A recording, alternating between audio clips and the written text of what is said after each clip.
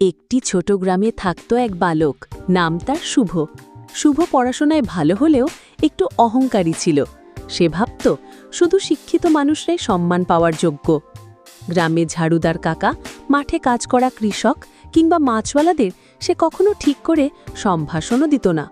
একদিন স্কুলে তাদের ক্লাস টিচার বললেন, আগামীকাল সবাই একজন করে গ্রামের গুরুত্বপূর্ণ মানুষকে নিয়ে আসবে, যাদের কাজ আমাদের জীবন সহজ করে। শুভ ভেবে পেল না কাকে নিয়ে যাবে। শেষমেশ বাধ্য হয়ে সে ঝাড়ুদার কাকাকে অনুরোধ করল যেতে। কাকাটি হাসিমুখে রাজি হলেন। স্কুলের শিক্ষক বললেন, আজকের অতিথিদের জীবন ও কাজ সম্পর্কে তোমরা জেনো। শুভ কাঁপতে কাঁপতে কাকাকে নিয়ে মঞ্চে উঠল। কাকাটি বললেন, আমি প্রতিদিন রাস্তা পরিষ্কার করি যাতে তোমরা সুস্থ থাকতে পারো। এটা ছোট কাজ মনে হলেও এর পেছনে কঠোর পরিশ্রম আছে। সবাই হাততালি দিল।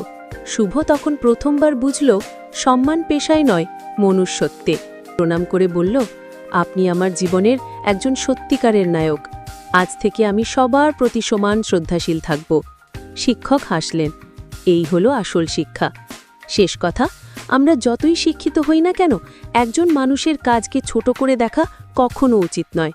সম্মান সেই মানুষটাকে করতে হয় তার মনের জন্য, তার কাজের জন্য, তার সততার জন্য। ভিডিওটা যদি ভালো লাগে লাইক এন্ড সাবস্ক্রাইব করে দিও। আমরা আরও ভিডিও দিতে থাকবো।